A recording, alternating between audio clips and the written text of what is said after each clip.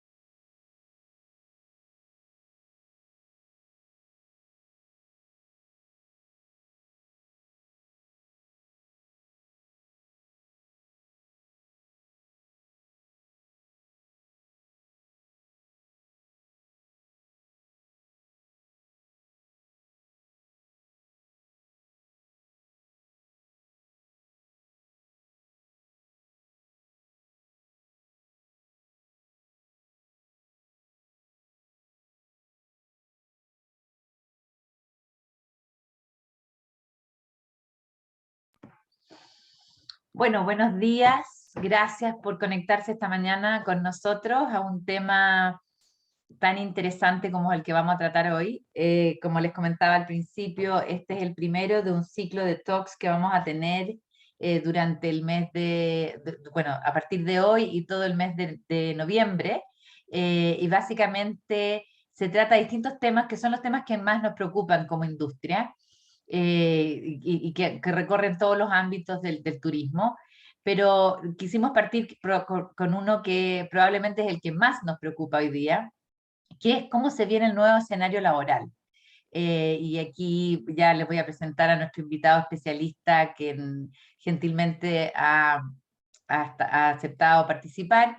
Pero antes de eso, comentar que este nuevo escenario laboral tiene muchas aristas, ¿no? Hemos sufrido desde que partió la pandemia con una situación donde antes de la pandemia nosotros nos sentíamos muy orgullosos de tener 650.000 empleos directos, y hoy día, ya después del 2021, estamos mirando del orden de sobre los 500.000 empleos. Por lo tanto, podemos asumir de que hay 150.000 empleos que se perdieron, ¿no?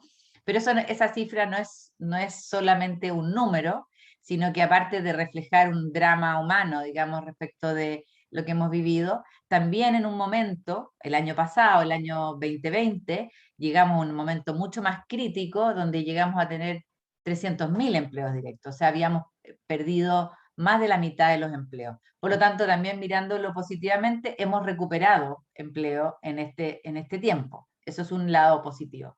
Por otro lado, una parte importante de nuestro sector que se maneja especialmente en el turismo receptivo, que es donde nosotros nos hemos concentrado, eh, no ha podido reactivarse porque la posibilidad de recibir turistas extranjeros ha estado limitada. Hoy día se abre una luz con la reducción de cuarentenas que empezaría el 1 de noviembre, pero todavía estamos bastante lejos de poder reactivar el turismo internacional receptivo, que es el que nos interesa, y a ese negocio estaba obviamente indexado un número importante de personas que estaban suspendidas bajo la Ley de Protección del Empleo por acto de autoridad, y como todos saben, eso terminó el 6 de octubre, por lo tanto, muchas de esas personas tuvieron que ser reintegradas, otras volvieron a negociar reducción de jornada, u otras lamentablemente también pasaron a ser desvinculadas. Entonces tenemos distintos escenarios respecto de lo que es la caracterización de la situación de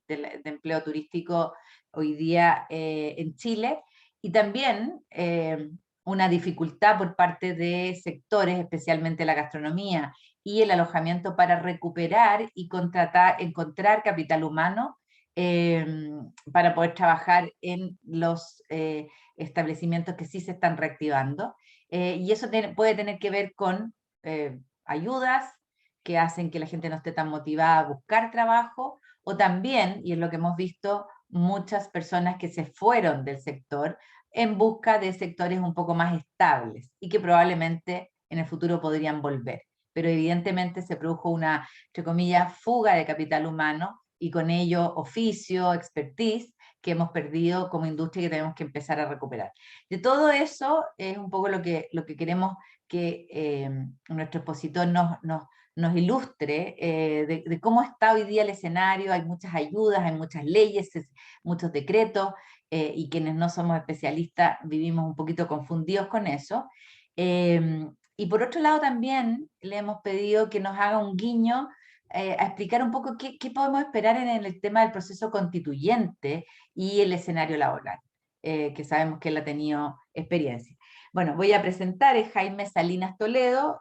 Jaime, bienvenido. Él es especialista en Derecho Laboral, abogado de la Pontificia Universidad Católica, es presidente del Centro para la Innovación y Desarrollo del Derecho al Trabajo, socio de Salinas Toledo Abogado, tiene mucha experiencia en litigación, materias sindicales y negociación colectiva. Nosotros tuvimos a Jaime hace un año, creo, atrás, en un talk, y fue muy ilustrativo, nos explicó de un punto de vista técnico y fácil también muchos temas que nosotros no habíamos podido expresar. Así que bienvenido, Jaime, y te dejo el espacio para que puedas hacer tu presentación.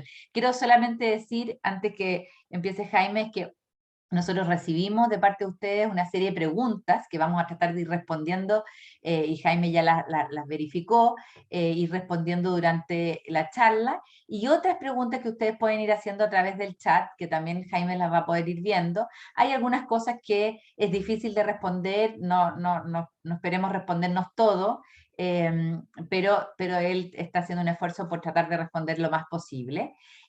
Así que vamos a dejar también que él haga la presentación y al final responder las preguntas que queden pendientes y que hayan sido puestas en el chat. Muchas gracias. Buenos días, Helen, ¿se me escucha bien? Sí. Sí, perfecto.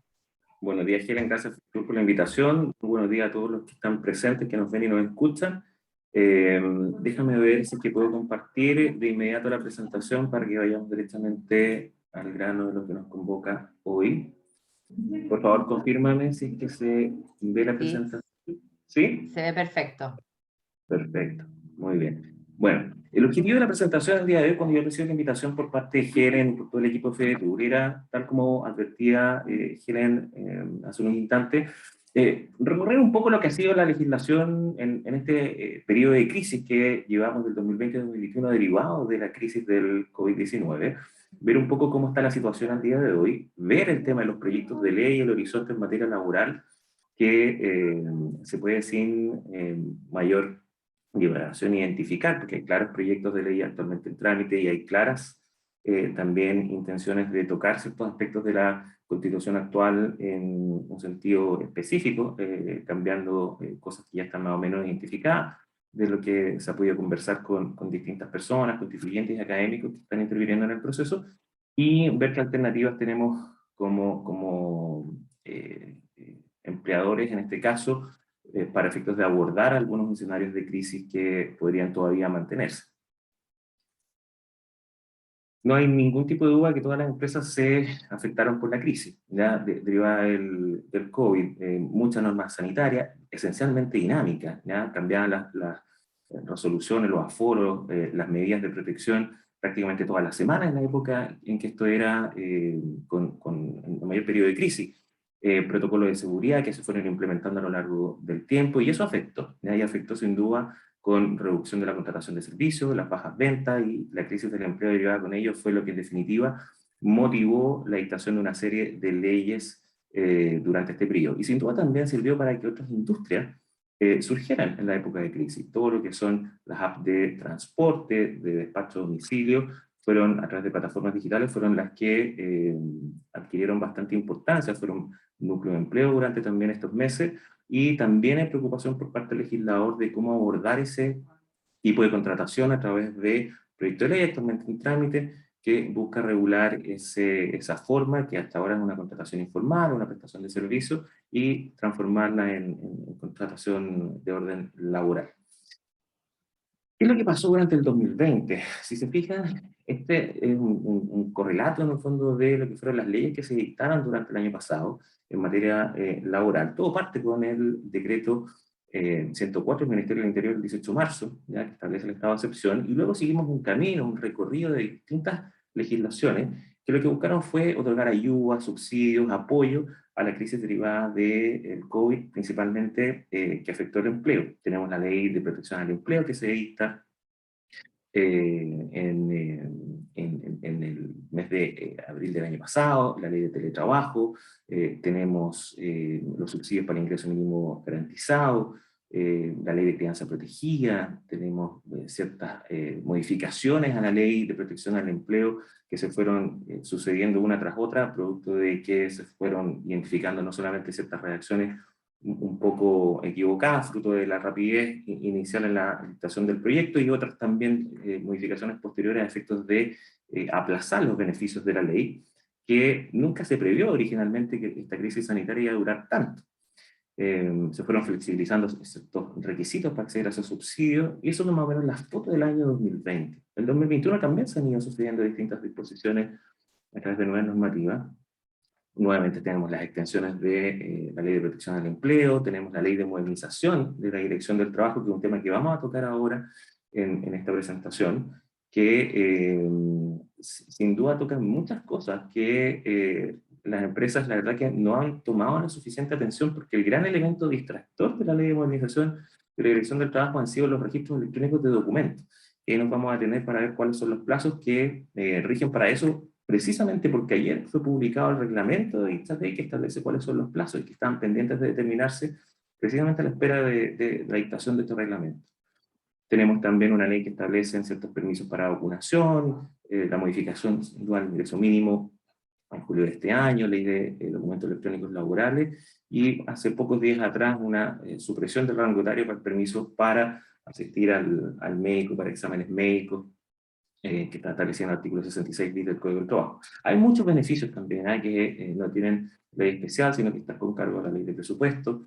Tenemos el IFE laboral, subsidio regresa y contrata, el subsidio protege. ¿Qué pasó con la Ley de Protección al Empleo? Tal como lo mencionaba Helen hace unos instantes, la Ley de Protección al Empleo, que sin duda fue ayuda para los casos en donde había suspensiones por acto de autoridad o suspensiones pactadas por vía pacto, terminó. Ya sus efectos el 6 de octubre del 2021, queda ahora un rezago hasta el 31 de diciembre en el caso de las reducciones temporales de jornada. Pero la verdad que hasta ahora no se ha escuchado de que vaya a existir alguna prórroga de esta ley, precisamente porque desde el punto de vista del análisis estadístico de cómo ha fluctuado el mercado, la verdad que muestra cierto incremento, cierta mejora, y la verdad que no he visto dentro de la discusión que pueda darse sobre este tema, que esté dentro de la agenda prorrogar la Ley de Protección del Empleo de alguna forma. La Ley de Trabajo a Distancia, Teletrabajo, que se dictó afortunadamente, el 26 de marzo del año pasado, muy a tiempo para enfrentar la crisis derivada del COVID. La verdad que fue una ley, a mi juicio, muy bien tratada. Luego vino un reglamento que abarcó arduamente otros aspectos de la ley que habían quedado sin regulación. Y la verdad que al día de hoy la discusión en materia de teletrabajo se está llevando a otros temas, como por ejemplo el que aparece ahí. ¿Puedo trabajar desde el extranjero? Ese es el tema que al día de hoy preocupa un poco en materia de trabajo a distancia, y hay pronunciamiento expreso de la Dirección del Trabajo, que la verdad que no dijo mucho, creo que no se podía pronunciar, de la Superintendencia de Seguridad Social, que sí ahí tiene ciertos pronunciamientos en relación a la materia, porque efectivamente cuando ocurre algún tipo de accidente en el extranjero, si se logra acreditar que ese accidente se produce, por ejemplo, con motivo o ocasión de algún trabajo, alguna encomienda de servicios, puede ser en definitiva después cargado en el fondo a la ley de 16.744, accidentes del trabajo, cumpliéndose ciertos requisitos. Hay un procedimiento de inclusive validación, autenticación de los gastos médicos en el extranjero a través del cónsul de Chile en ese país. La verdad que ese tema ya está regulado. Y el tema del servicio de impuestos internos también hay pronunciamientos expresos sobre esta materia. Modernización de la Dirección del Trabajo. Y esto yo diría que es lo que en las últimas semanas ha tenido las cabezas, a las empresas más de cabeza, identificando cuáles son las obligaciones que surgen con motivo de esta nueva normativa. Lo primero que hay que tener presente es que aquí la ley no es, no es reciente, o sea, lleva varios meses. El 30 de abril del 2021 fue dictada, ¿ya? Lo que pasa es que cuando se dicta, quedó supeditada muchas de las disposiciones y le entró en vigencia de su obligación a la dictación de un reglamento. Y el reglamento fue el que se publicó el día de ayer, 28 de octubre, en el diario oficial, y a partir del cual empiezan a correr los plazos para empezar a efectuar los registros electrónicos de ciertos documentos laborales que, como les decía, el gran distractor de esta ley, porque hay una serie de otras modificaciones que corresponden a las empresas tomar atención, que hay que tener presente. ¿Cuáles son las modificaciones principales que uno puede advertir? Más allá del registro electrónico, que igualmente lo vamos a tocar. Primero, hay un tema relacionado con la posibilidad de solicitar el término de la calificación como único empleador, cosa que afecta a las empresas cuando han sido, mediante algún tipo de sentencia, determinadas como único empleador, y son varias empresas de un holding, por ejemplo, ¿ya? Pasados 2 años desde esa sentencia, ahora se puede solicitar esa recalificación. Las notificaciones ahora de la Dirección del Trabajo se van a hacer vía el correo electrónico a los empleadores, trabajadores y sindicatos. De hecho, hay una obligación de indicar el correo electrónico por parte de las empresas, y si no se hace, se puede pasar multa. Así que hay que tomar atención en relación a ese punto. Tramitación electrónica, ¿ya?, de los procesos de la Dirección del Trabajo relativa a denuncias, fiscalizaciones y consultas. De hecho, las reconsideraciones de multa como toda la Dirección del Trabajo hace un par de días atrás en un webinar, la idea es que se hagan también electrónicamente y debiera estar implementado en lo que resta del año para que se pueda hacer a través de la plataforma web de la Dirección del Trabajo. Obligación de registrar electrónicamente los contratos. Ya aparece, era el único registro electrónico específico que había certeza desde cuándo comenzaba a regir. Teníamos los 15 días desde la celebración del contrato para hacer ese registro, desde el 1 de octubre de este año. Y respecto a los contratos antiguos, los que están desde antes del 1 de octubre, hay un plazo un poco más largo que hasta el 30 de abril del próximo año, ¿ya? El gran problema es que, vamos a ver un poco más adelante, el gran problema de esta ley es que supone que la plataforma es idónea para hacer toda la carga de los documentos que se exigen, pero en la práctica, el día de hoy, está como suerte de días iniciales de la carga de documentos, lo que se ha visto es que subir los contratos de trabajo es un proceso que se hace uno a uno, no admite carga masiva, es un proceso bastante demoroso. La gente que lo ha efectuado menciona que se está demorando del orden de unos 25 o 30 minutos en cada uno de los campos que hay que llenar. Y la verdad que las empresas que tienen muchos contratos que subir, una alta rotación, en retail, por ejemplo, la verdad es que prácticamente han dedicado mucho recurso humano y mucho tiempo en el cumplimiento a esta ley. Se dijo por parte de la Dirección del Trabajo hace un par de días que durante el primer semestre del 2022 debieran tener habilitada la carga masiva, y esperar que ojalá sea así. También hay que incorporar ahora, con el punto 5 ahí, en los contratos de trabajo, el correo electrónico de las partes, ¿ya? Si lo tuvieran. Principalmente hay que incorporar el correo electrónico de la empresa. El trabajador tiene que ser idealmente un correo electrónico personal, no el de la empresa, porque sirve para hacer las notificaciones. Hacíamos una pregunta también el otro día, precisamente también al director del trabajo, en relación a qué pasa si el trabajador no quiere suministrar un correo personal o eventualmente no tiene un correo personal. Y aquí el criterio es, bueno, no lo podemos obligar, es imposible. Lo que sí hay que tener obligatoriamente es el correo de la empresa, y si es que el trabajador no quiere proveer uno personal o no lo tiene, bueno, hay que incorporar el correo que eventualmente la empresa le haya provisto. Se reconoce en forma expresa también que se pueden pagar las remuneraciones mediante transferencia electrónica a favor del trabajador, cosa que la verdad no está reconocida expresamente en el código, ahora sí se menciona. Hay un tema bastante técnico, la posibilidad de prescindir de un informe de la Dirección del Trabajo en las demandas que que pretenden declarar la existencia de un único empleador en de distintas sociedades o empresas.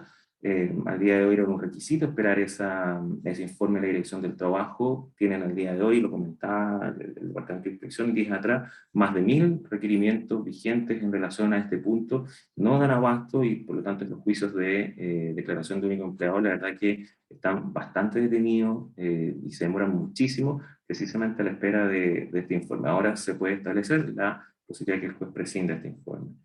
También se establece la posibilidad de que la Dirección del Trabajo efectúe consultas públicas para que terceros interesados opinen, formulen propuestas en relación a instrucciones, pronunciamientos u otras normas que la Dirección del Trabajo quiera eventualmente dictar para efectos de hacer interpretaciones y determinar los alcances de nuevas leyes que se hayan dictado en inmediato.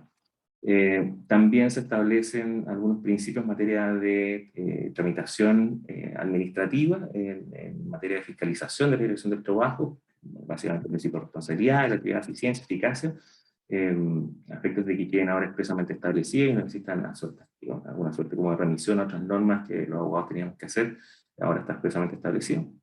Se modifican las multas a las microempresas, ahora pasan de 1 a 5 UTM, microempresas entienden empresas de menos de 9 trabajadores. Se modifican, se determinan especialmente estos criterios para determinación de multas ahora, como naturaleza de infracción, afectación de derechos laborales, los números de los trabajadores afectados y conducta del empleador. Y también ahora se establece expresamente que los plazos de días de el título de fiscalización y sanciones del Código del Trabajo son de días hábiles y que se computan de acuerdo a lo que establece la ley 19.880, es decir, no se contabilizan los sábados, domingos y los festivos. Pero ¿cuál es el gran distractor de la ley? El gran distractor de la ley del día de hoy es el registro electrónico de documentos. ¿Qué es lo que se exige ahora? Que existan registros del contrato de trabajo, exista un registro electrónico también de las modificaciones de los anexos del contrato, de las terminaciones de los contratos, el libro de remuneraciones electrónico, los antecedentes relacionados a la existencia del Comité Paritario de Higiene y Seguridad, del Comité Bipartito, que se también suba al reglamento interno de orden de higiene y seguridad, los pactos especiales sobre condiciones de trabajo, las sanciones que existan en contra de trabajadores, llámense por ejemplo las cartas de amonestación, que eventualmente se entregan a trabajadores por alguna suerte de incumplimiento. También hay que registrar los instrumentos colectivos de trabajo y también hay que registrar, curiosamente también, los registros de asistencia, de feriados, de licencias médicas y de los permisos que se otorguen a los trabajadores. Entonces, harta información que hay que digitalizar. Yo, la verdad que cuando veo este listado me imagino básicamente que el día de mañana un juicio laboral en donde el trabajador no tenga absolutamente ningún documento de su contratación, tanto del inicio como del desarrollo de la misma, cuando esto esté plenamente operativo, va a oficiar a la Dirección del Trabajo para que le mande el set completo. Eso más o menos lo que uno podría avisar de cuál va a ser el resultado de esta normativa. Sin embargo, lo que hay detrás del objetivo de esta ley es generar una base de datos, ¿ya? Una base de datos que no tiene actualmente el legislador, y lo que quieren es generar información para efectos de políticas públicas, para dar más rapidez también al proceso de fiscalización, y la verdad que de algún modo se justifica el que exista mayor operatividad en materia de fiscalización para que no estén solicitando tanta información que ahora van a tener electrónicamente ya en la plataforma propia de la Dirección del Trabajo. Ahora, ¿cuándo fue publicado el reglamento? Ayer. Y ahora hay claridad de las fechas que rigen para efectos de la efectiva subida en el fondo de los documentos. En materia de los contratos de trabajo, esto ya está definido en la ley. Ya era la única cosa que está clara. Rige desde el 1 de octubre del 2021 respecto a los contratos nuevos. Hay 15 días para hacer el registro. Y respecto a los contratos anteriores a la entrada en vigencia de la ley, hay un plazo hasta el 30 de abril del 2022. El libro electrónico de remuneraciones, ahora con este reglamento empieza a regir de inmediato la obligación de subirlo. Y como fue publicado esto el día de ayer, rige por lo tanto desde el 28 de octubre del presente año. En materia de anexos, modificaciones al contrato, terminaciones al contrato y el reglamento interno, son 2 meses desde la publicación del reglamento, por lo tanto hay que empezar con esto el 28 de diciembre. Los antecedentes relativos a los comités paritario y bipartito se dan 7 meses de plazo, por lo tanto rige a partir del 28 de mayo del próximo año. Los pactos especiales sobre condiciones de trabajo y las sanciones contra trabajadores se da un plazo de 13 meses, por lo tanto empieza a regir desde el 28 de noviembre del próximo año, y en materia de instrumentos colectivos, registro de asistencia de feriados y otros, son plazos de 20 meses y por lo tanto falta bastante para eso, llegamos al 2023. En materia de modernización de la Dirección del Trabajo, las grandes dudas que ha planteado esta ley dice relación con, de lo que yo he escuchado y por parte de clientes y de otros abogados también que se dedican al tema laboral, son principalmente el tema de la custodia de los documentos que se vayan a subir, ¿ya? Hay bastante incertidumbre de cuál va a ser los protocolos de cuidado, de protección de los datos, de la reserva y la confidencialidad en el manejo de la información. Hay temor de que los datos se filtren, de que pueda existir una masiva información a público de datos que debieran, que se mantienen en el fondo y que son obligación de los empleadores mantenerlo en forma reservada, que eventualmente se filtren. La Dirección del Trabajo lo que ha dicho es que va a implementar los protocolos adecuados de custodia de datos, que el personal en el fondo interno de la Dirección del Trabajo está sujeto a obligaciones de reserva y confidencialidad, pero sigue existiendo bastante preocupación en relación a este punto. El otro tema dice relación con el tema de la carga de documentos, que hasta el día de hoy solamente se admite uno a uno. Por lo tanto, la carga masiva no tiene implementación aún y implica que el proceso de subida de documentos demora muchísimo, ¿ya? Hay gente que, como les mencionaba, se está demorando más de 30 minutos aproximadamente en hacer la carga de un solo contrato. Y cuando existe alta rotación de personal, la verdad es que es bastante complejo destinar un recurso único y exclusivamente a esta labor casi full time. Y los contratos especiales, también hay una duda, dando cuenta que de alguna forma ya quedó resuelta por la vía de las respuestas que ha dado la Dirección de Trabajo en los últimos días, que es qué pasa con los contratos especiales, los contratos, por ejemplo, por ley de inclusión o los anexos de teletrabajo que tienen su propio canal en el fondo de registro actualmente. Entonces la duda es, ¿qué es lo que voy a tener que hacer? Voy a tener que registrarlos en este canal especial y también voy a tener que registrarlo como un contrato nuevo. La directora mencionó, afortunadamente, de forma acertada, incluso días atrás, de que se prefiere el registro especial, ¿ya? Y luego ellos internamente hacen la unificación en el fondo de ambos registros para ver en definitiva cuántos contratos hay. Así que ante la duda de si tengo que registrarlos 2 veces, al menos ya está resuelto, no por un dictamen, sino que por respuestas dadas en un webinar hace un par de días atrás, que están grabadas, por cierto, de que se prefiere el registro especial. Término del estado de excepción. Es un tema que también ahí lo conversábamos y que era parte de la preocupación. ¿Qué implica el término del estado de excepción? Bueno, cuando terminó el estado de excepción el 30 de septiembre recién pasado, se generaban distintos efectos desde el punto de vista laboral. Yo les quiero comentar que básicamente hay 3 que son los principales. Primero, termina la prohibición de poder dar término a los contratos de trabajo por la causal de caso fortuito o fuerza mayor. Queda una prohibición que estaba establecida en el artículo 26 de la Ley de Protección al Empleo, ¿ya? Ojo, hay que tener cuidado con esto, ¿ya? Porque si bien ahora se podría despedir por la causal de caso fortuito o fuerza mayor, no significa que por ese solo hecho uno puede utilizar esta causal acudiendo a fundamentos propios de la pandemia.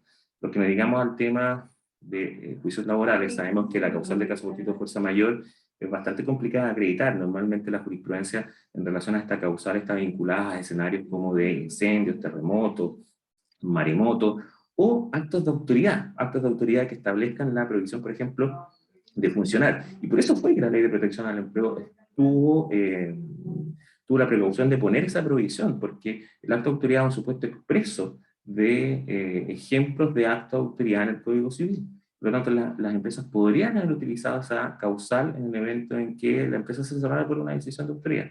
Entonces, ojo con eso, ¿ya? Es compleja de acreditar la causal, porque son escenarios como de eventos intempestivos, efectos de la naturaleza, principalmente, y si se va a pensar en utilizarla eventualmente por algún tipo de razón económica, la verdad es que eso está más que nada destinado a la causal de necesidades de la empresa, ¿ya? Y no a la de caso fortuito fuerza mayor. En materia de otros efectos de esta ley, podemos también comentar la conclusión de los fueros maternales, que fueron extendidos por la ley 21.260, y también que se determinan las licencias médicas preventivas parentales establecidas por la ley 21.247 sobre crianza protegida. Ahora, no hay que confundir el término del estado de excepción constitucional con otra cosa, que es la alerta sanitaria, ¿ya? Y la alerta sanitaria, al día de hoy, está vigente, ¿ya? La alerta sanitaria, de hecho, partió antes que el estado de excepción, ¿ya? Partió en febrero del 2020. y al día de hoy está vigente, ¿ya? El mismo 30 de septiembre, cuando termina el estado de excepción, se dicta en el diario oficial, se publica en el diario oficial el decreto 39 del Ministerio de Salud, que prorroga la alerta sanitaria hasta el 31 de diciembre del 2021. Por lo tanto, estamos en una situación de alerta sanitaria dictaminada por la autoridad. Esto le permite al Ministerio de Salud implementar medidas destinadas a controlar adecuadamente cualquier situación de riesgo derivada del COVID-19. Y laboralmente también tiene ciertos efectos la mantención de la vigencia de la alerta sanitaria, ¿ya? Sobre todo los tres que quiero compartir aquí con ustedes. Primero, el deber, se mantienen vigentes los efectos de la ley 21.342, ¿ya? Que es la que establece el protocolo de seguridad para el retorno gradual y seguro al trabajo mientras dure precisamente la alerta sanitaria. Y hay que mencionar que esta ley establecía principalmente tres efectos. El primero era el deber del empleador de implementar la modalidad de trabajo a distancia o teletrabajo para ciertos grupos de trabajadores que están en una particular situación de riesgo, ¿ya? Y sin afectar sus remuneraciones. ¿Cuáles son ellos? Los que aparecen mencionados ahí en el slide, precisamente en la ley: mayores de 60 años, gente hipertensa, enfermos cardiovasculares, diabéticos, personas con diálisis, personas trasplantadas, inmunosuprimidos, enfermos de cáncer en tratamiento, trabajadores que tengan a su cuidado a un menor de edad o a un adulto mayor. La ley establecía, por lo tanto, la obligación de ofrecer el teletrabajo. Obviamente es un deber de ofrecerlo. Si el trabajador no lo acepta, bueno, tiene que ir presencial, y ahí el empleador deberá tomar todas las medidas destinadas a proteger adecuadamente a ese trabajador a efecto de que no se contagie. Eso en primer lugar. También esta ley establece la obligatoriedad de contratar el seguro individual obligatorio de salud asociado a COVID-19. La mayoría de las empresas ya lo tienen contratado, dura un año y existe esta obligación hasta el 31 de diciembre de este año. Por lo tanto, nuevas contrataciones que se den en estos meses obligan a contratar el seguro por un año, que es la vigencia mínima que tiene, no obstante que la ley esté pronta a terminar. Y también mencionar que el protocolo de seguridad sanitaria laboral, que las mutualidades entregaron a sus distintos afiliados, también rige hasta que la alerta sanitaria concluya. Proyectos de ley en trámite. Y esto es bien importante porque se ha discutido harto este asunto en el Senado, ha sido objeto también de discusión entre los abogados que nos dedicamos al tema laboral, porque implica un incremento importante en materia de los costos por temas por conceptos de remuneraciones, cuando empezamos a hablar precisamente de dos grandes proyectos. Primero es el proyecto que pretende modificar el sistema de pago de gratificaciones actualmente vigente, y también el proyecto que persigue la reducción de la jornada semanal a 40 horas. El más importante al día de hoy, porque es que ha tenido una discusión reciente y que está en segundo trámite constitucional y probablemente debiera avanzar con rapidez a la discusión en el Senado, es el de gratificaciones. Y aquí hay que mencionar de qué se trata este proyecto, ¿ya? Actualmente nosotros tenemos dos sistemas de pago de gratificación. El del artículo 47, que obliga a distribuir el 30% de las utilidades líquidas de la empresa entre todos los trabajadores de forma proporcional a sus remuneraciones, y se puede inclusive descontar de la determinación del concepto de utilidad líquida al 10% del capital propio, ¿ya? Por concepto de revalorización del capital. Y el otro sistema, que son alternativos y es opcional el empleador optar por uno u otro, es el del artículo 50, que obliga a distribuir el 25% de la remuneración anual del trabajador, pero con un tope de 4,75 ingresos mínimos mensuales.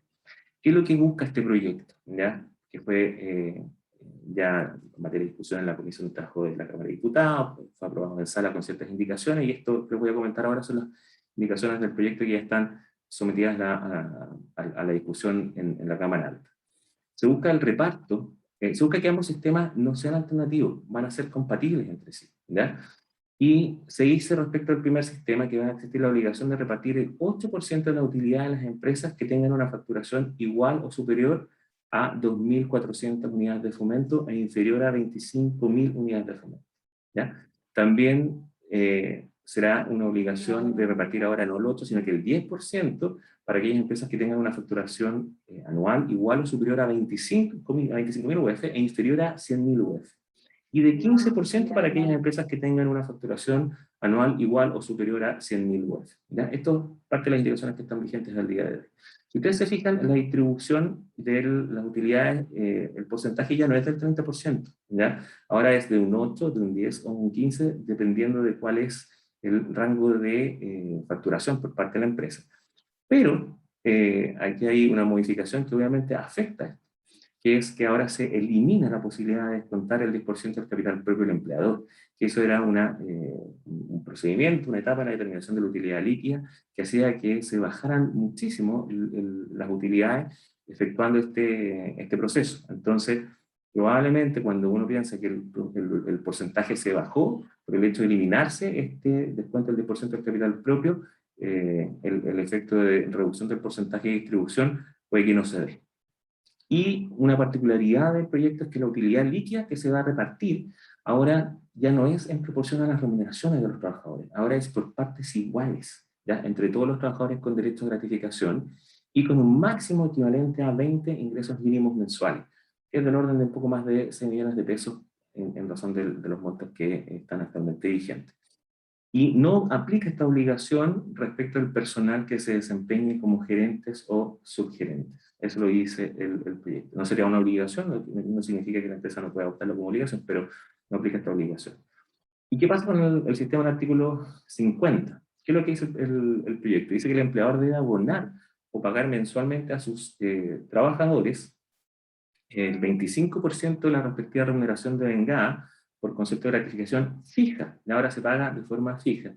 Y dichas sumas se van a imputar a la gratificación del artículo 47, de forma tal que si yo pagando esta gratificación del artículo 50, mes a mes, me va a servir de abono a lo que le tengo que pagar a los trabajadores en base al sistema del artículo 47. Y el mínimo de este sistema del artículo 50 que se va a tener que pagar y abonar a los trabajadores, que puede ser una suerte como de prepago, que después lo compenso con lo que corresponde según el artículo 47, es de 6 ingresos mínimos mensuales. Por lo tanto, cambia el piso, el mínimo del concepto de gratificación de 4,75 ingresos mínimos a 6 ingresos mínimos mensuales.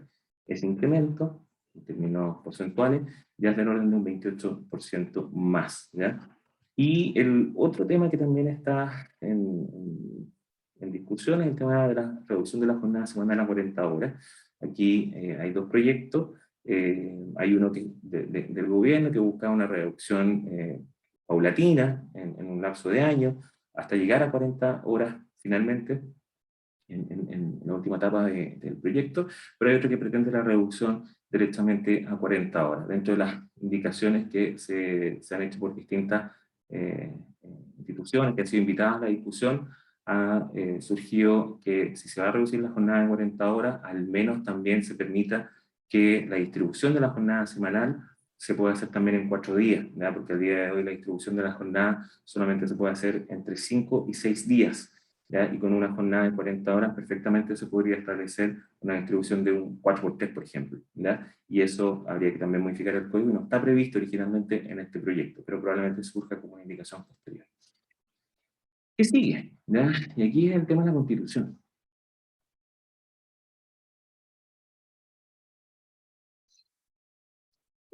Los temas que están aquí puestos en esta lámina son los temas que se han ido publicitando, exponiendo, que han sido objeto de conversaciones en distintos webinars a lo largo de las últimas semanas, que van a ser objeto de discusión y abordaje por parte de la Convención.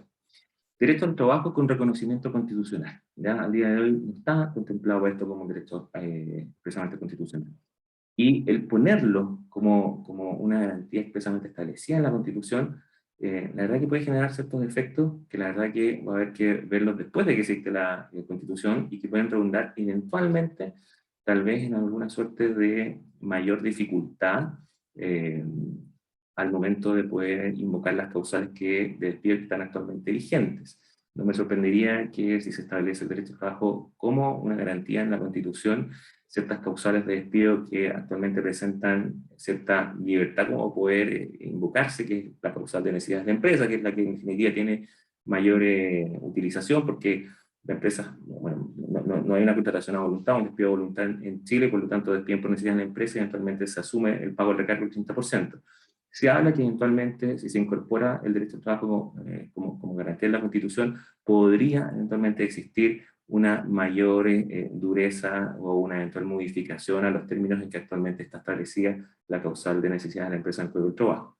También se establece como interés de varios constituyentes implementar la negociación colectiva por rama, por actividad o sector gremial, ¿ya? Que es un sistema de negociación que existe en algunos países y que que es objeto en el fondo de opositores y detractores por distintos argumentos. Quienes están por instaurar esta forma de negociación colectiva, lo que señalan es que es la forma de llegar con los efectos de la negociación colectiva al personal que no está sindicalizado, ¿ya?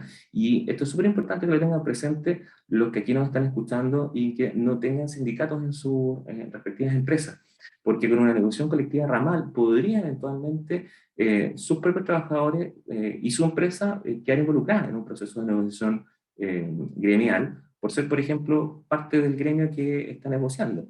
Y ahí la gran pregunta es quién representa a los trabajadores no sindicalizados. Lo que se ha dicho por parte de algunos académicos es que en esos casos habría que generar un ente estatal que represente a los trabajadores no sindicalizados a efectos de que puedan en definitiva negociar, representarlos y ser la voz en fondo parlante en su representación.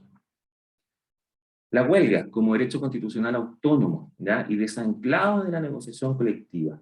Ustedes saben que al día de hoy la huelga no está reconocida como un derecho en la Constitución, y además la huelga es un derecho establecido en el Código del Trabajo que tienen los sindicatos dentro del proceso de negociación colectiva reglada, ¿ya? Y la negociación colectiva no reglada, la informal, no tiene derecho a huelga. Por lo tanto, los supuestos de huelga o de paralización de actividades que no están dentro de un contexto de la negociación colectiva arreglada, son directamente situaciones que pueden dar lugar a despidos por inasistencia injustificada, abandono intempestivo del trabajo, incumplimiento del contrato. Pero incorporando el derecho a huelga como un derecho constitucional autónomo, nos podríamos encontrar con escenarios de paralización de funciones o de huelga totalmente desanclados en un periodo de negociación y que por ser un derecho constitucional van a ser válidas y lícitas. No sabemos si si se está pensando en algún tipo de restricción, algún límite al uso de este derecho. Pero eso es un tema que va a ser problema probablemente después de la Constitución, que es algo que les voy a comentar en la lámina siguiente. Titularidad sindical también es otro tema que se va a tocar. Ustedes saben que hace un par de años atrás, cuando se modificó el Código del Trabajo, en lo que fue la modificación al proceso de negociación colectiva actualmente vigente, el proyecto originalmente establecía que solamente podían negociar los sindicatos y los grupos de trabajadores solamente en el evento que no existieran sindicatos en la empresa. Y eso el Tribunal Constitucional lo estimó que era contrario a la Constitución, porque era un derecho de todos los trabajadores el negociar colectivamente y no de los sindicatos, y se borró ya la titularidad sindical de este proyecto. Pero ahora quieren reponerlo directamente ahora como parte de una norma de la nueva Constitución y por lo tanto pasaría el filtro del Tribunal Constitucional en el evento que el Tribunal Constitucional se mantuviese, ¿ya? Negociación colectiva del sector público, no existe al día de hoy, también es un tema que se quiere conversar respecto de incorporarlo. También se quiere conversar respecto de la eliminación de la prohibición que al día de hoy existe para que los dirigentes sindicales puedan ser candidatos a diputados y senadores y que puedan ejercer también cargos directivos en partidos políticos, y también respecto a sindicatos, eliminar la prohibición de que puedan efectuar, intervenir en actividades político-partidistas. Básicamente, quieren en el fondo que haya libertad y no exista esta prohibición. Los detractores de la eliminación de la prohibición lo que dicen es que no puede establecerse que los sindicatos puedan tener actividades político-partidistas, porque en el fondo es contrario a la naturaleza propia del sindicato, que es buscar el beneficio en materia económica a través de la negociación colectiva de sus respectivos afiliados y representarlos a ellos en caso de incumplimiento en los contratos individuales o en los contratos colectivos, y no servir en el fondo como un medio a los partidos políticos. Es un tema que ahí en el fondo tiene detractores y gente que lo apoya.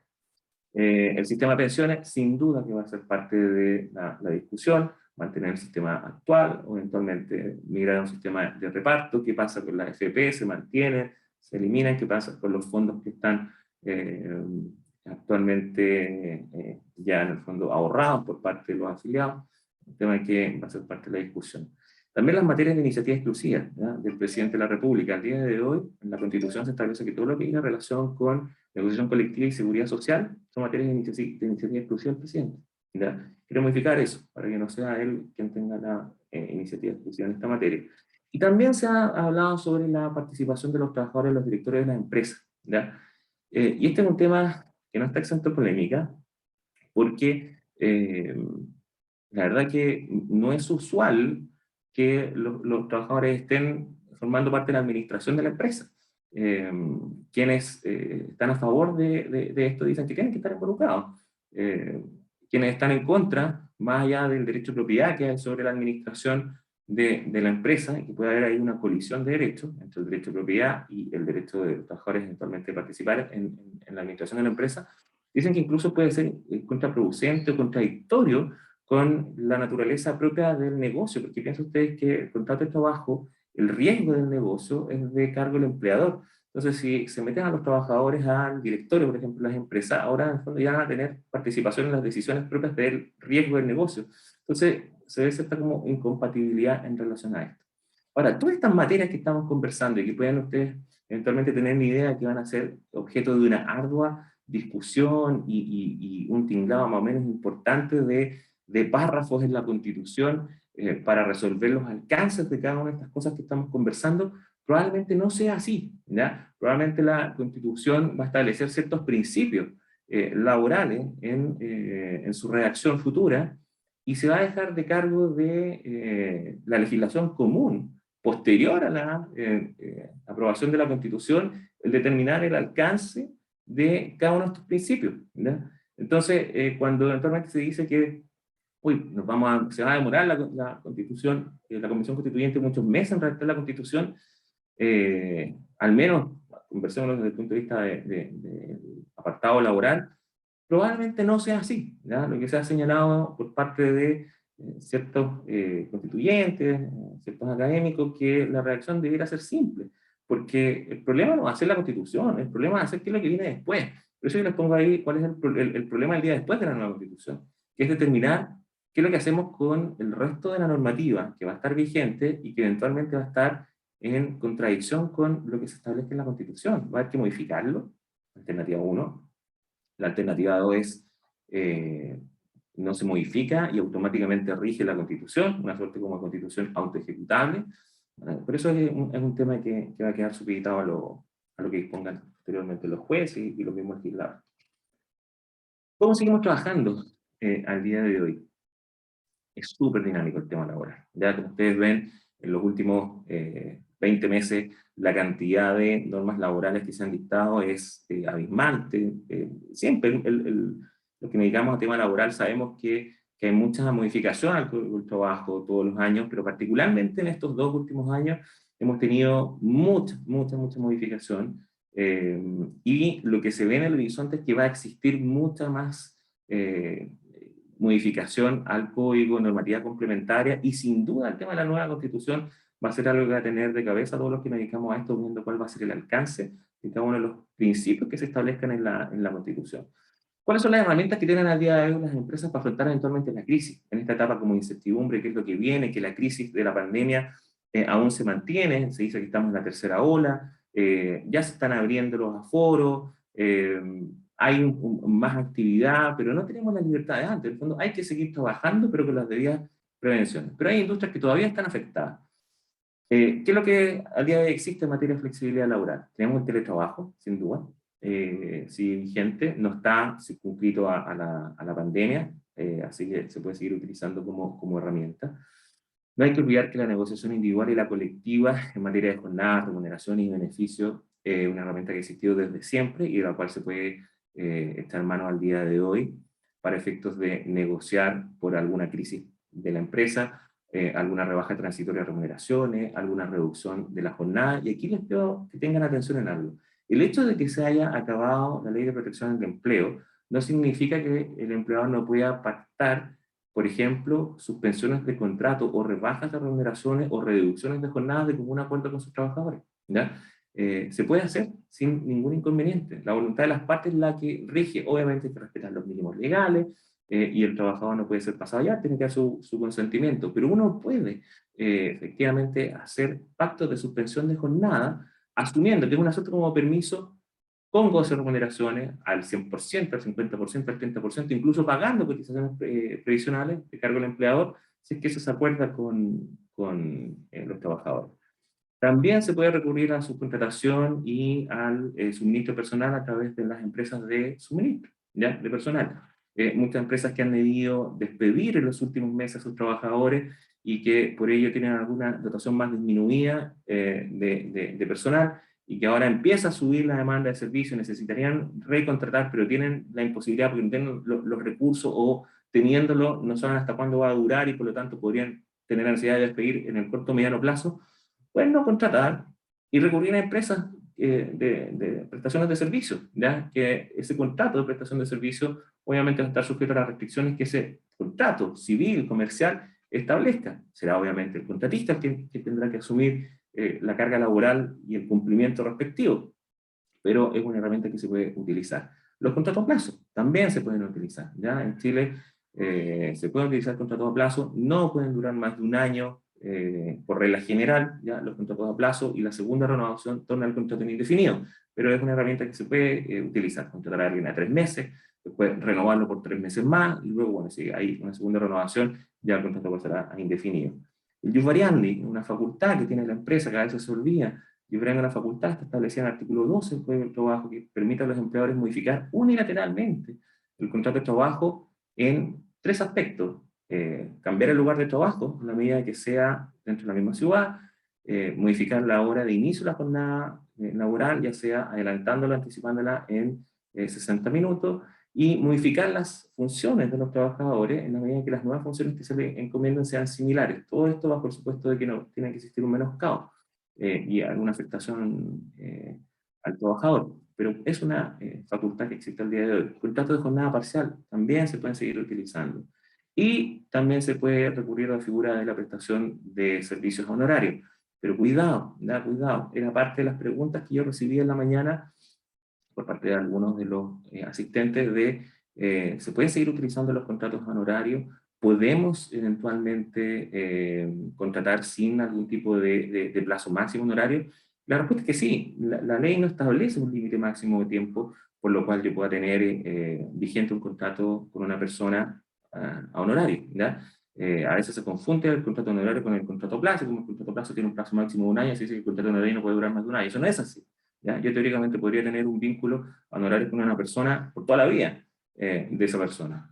El problema es otro. El problema es que el servicio de honorarios, ¿ya? No hay que olvidar que es un servicio que su propia naturaleza es un servicio que no está subordinado, ¿ya? Es un servicio autónomo, es un servicio que no implica que a una persona le pueda poner horario, dar órdenes, fiscalizarlo. Es autónomo, es independiente, se presta sin una fiscalización superior e inmediata, ¿ya? Entonces, si yo tengo personas honorarios que van en contra de estos supuestos, ¿ya? Que legitiman la correcta naturaleza del contrato de prestación de servicios honorarios, en la práctica eso, el día de mañana, si yo levanto el velo y lo observo a un juez de cómo se está ejecutando la práctica, va a estimar de que son supuestos o indicios de relación laboral, y probablemente esos casos sean declarados como contrato de trabajo, adquiriendo la empresa demandada, en este caso, la obligación de regularizar esa situación, pagando las cotizaciones previsionales de ese trabajador honorario por todo el periodo en que prestó servicios bajo esa modalidad, cuando en realidad debió haber sido reconocido como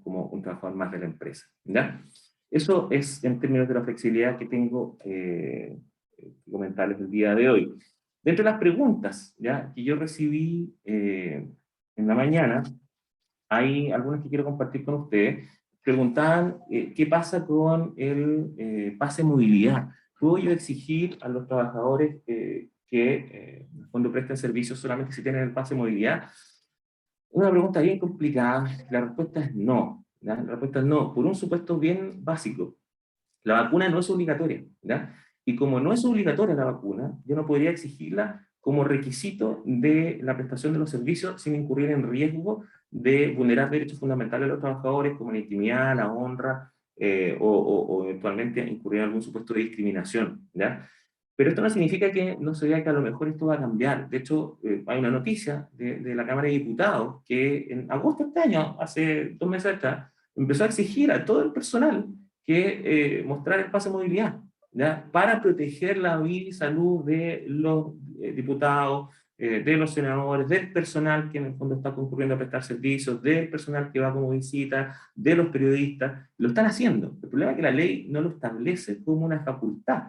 Y si esto eventualmente llegase a ser objeto de análisis por parte de un tribunal, debería bajo este supuesto, determinar de que no es lícito. Pero puede que se modifique la ley en este sentido. Hasta ahora, lo que sí tenemos son algunos dictámenes de la Dirección del Trabajo, de marzo y abril de este año, y algunos fallos también que se han dictado en contra de recursos de protección por temas de recurrentes antivacunas, en donde se ha dicho que sí se podría llegar a exigir la toma de exámenes PCR, ¿ya? Hay un dictamen de marzo de este año, el 1124, /10, declara en el fondo que es legítimo el interés del empleador de prever y controlar los riesgos de contagio al interior de la empresa, pero siempre debe respetar los derechos fundamentales, la intimidad de la vida privada y la honra.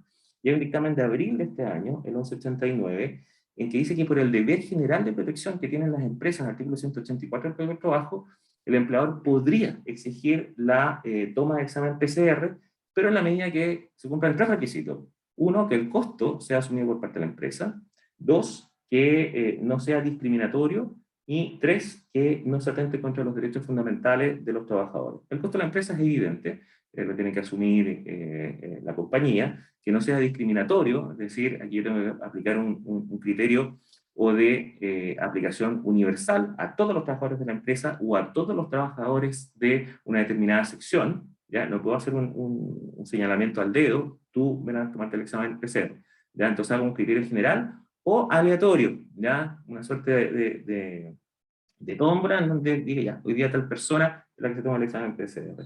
Y que no tiene que atentar contra los derechos fundamentales, básicamente lo que busca es que no exista una infracción a la confidencialidad, a la reserva, en la toma de los exámenes, la comunicación también del resultado. Me preguntaban también sobre alternativas de contratación en época de crisis. Me remito a lo que conversamos sobre lo que es la flexibilidad, ¿ya? Instantes atrás. También me preguntaban sobre si los honorarios pueden ser una figura que se mantenga de forma indefinida. La verdad es que, como también les anticipaba, no hay límite en la ley para estos efectos. La ley, el Código de Trabajo no se pronuncia sobre el contrato honorario, así que se puede mantener de forma indefinida bajo el supuesto que sea un contrato honorario propiamente tal. Porque si hay indicios de laboralidad, el riesgo es bastante alto que esa empresa sea sancionada cuando se determine que debió haber sido un contrato de trabajo y no un contrato honorario. Me preguntaban también sobre cuál era el objetivo del registro laboral electrónico. Como lo anticipaba, el objetivo es tener una base de datos, que al día de hoy el gobierno no la tiene, que permita tener mayor información para efectos de políticas públicas, dictación de nuevas leyes, y también para facilitar el desarrollo de los procesos de fiscalización. Todo lo que hemos visto y participado en procesos de fiscalización, nos damos cuenta de que cada vez que llega un fiscalizador pide contrato de trabajo, registro de asistencia, carta de despido, comprobantes de feriado, entre otros tantos documentos. Ahora, toda esa información va a estar subida a la plataforma cuando hayan pasado todos los plazos destinados a la implementación al 100% de la ley, y no debiera ser objeto de requerimiento. Y otra pregunta que me hacían, creo que es la última, Angela, en cuanto termino, era ¿cómo se ve el 2022 y el 2023 en materia laboral? Bien movido, bien movido. La verdad que yo creo que van a existir bastantes modificaciones en materia de orden laboral. Puede que sigamos ojalá que no, pero con algún tipo de rebrote, sobre todo en época de verano puede que no tanto, por el tema propio estacional, el calor, que hace que tal vez los picos de contagios no sean tan elevados, pero cuando entremos ya en otoño del próximo año y eventualmente que hemos sometido a una instancia, un medio ambiente un poco más complejo, vamos a eventualmente sufrir algún tipo de embate de la crisis, restricciones sanitarias como las que hemos vivido ahora, y puede que existan nuevas leyes en materia de subsidio. Pero yo creo que el tema más interesante se viene ahora por la Constitución y los proyectos de ley en materia de gratificación y reducción de jornada, ya que eso es parte de lo que va a incidir en los costos de las empresas en materia de remuneración, sin duda, ¿ya? Al menos un 28% de incremento de los costos por concepto de gratificación, que es lo que automáticamente se sucede cuando se pasa de 4,75 ingresos mínimos mensuales al piso de 6. Y recuerden que va a existir también la obligación de repartir el 8, el 10 o el 15% de las utilidades, pudiendo imputar lo que se pague, estas 6, en el fondo, por ejemplo, ingresos mínimos mensuales a lo que corresponda finalmente en el proceso de cálculo. Eso sería, Helen, lo que al menos tengo por compartir hoy. Si es que hay alguna otra pregunta que se me vaya a quedar en el tintero, coméntame, la contestamos. No, creo que gracias, Jaime. La verdad es que en una hora todo lo que nos transmitiste, información, qué bueno que esto queda grabado, porque yo creo que varios vamos a tener que repetirnosla, porque hay mucho detalle que es sumamente importante para el funcionamiento de las empresas, especialmente del turismo, que hemos estado tan complicados.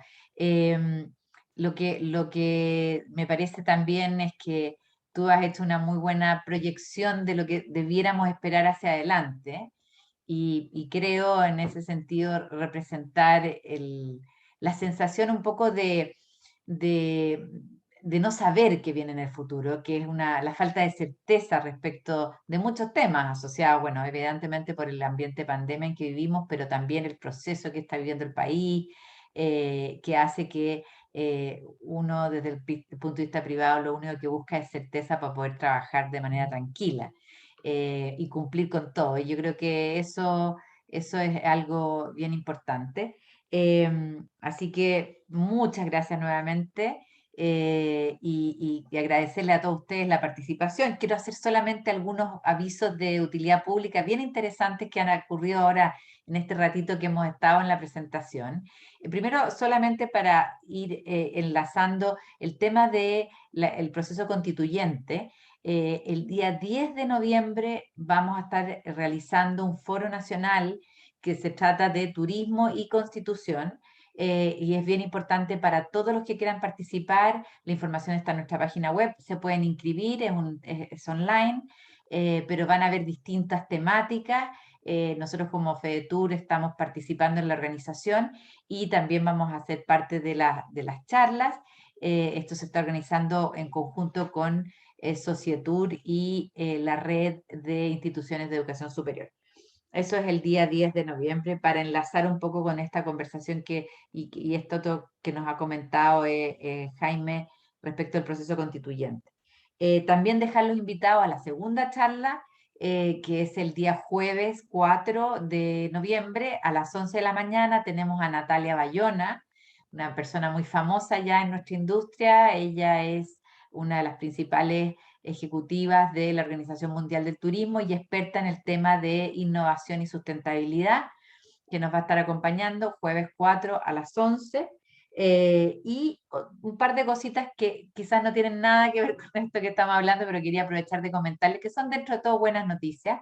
Una es que ya está disponible para el proceso de homologación de vacunas de los turistas extranjeros vacunados que quieran hacerlo en 15 idiomas. Lo acabamos de verificar, está disponible en inglés en Estados Unidos y así en 15 idiomas para que puedan ustedes también comunicárselo a sus clientes afuera.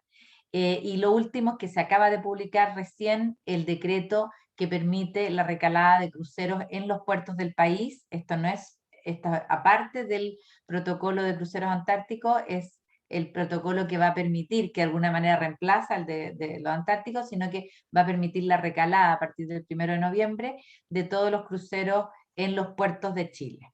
Así que esas son dos noticias un poquito en desarrollo, pero que han llegado y que creo que a algunos de ustedes les interesaba saber. Así que eso, que tengan un muy buen fin de semana. La próxima semana es una semana importante para nosotros. 1 de noviembre cambian las condiciones de la llegada de turistas extranjeros al país, con reducción posible de cuarentenas, lo cual para nosotros es algo positivo. Así que vamos a estar monitoreando esa situación y contándoles cualquier novedad que haya al respecto. Muchas gracias, Jaime, y gracias a todos ustedes. Y con esto pasamos ya y seguimos y nos vamos desconectando. Muchas gracias. Gracias, Helen.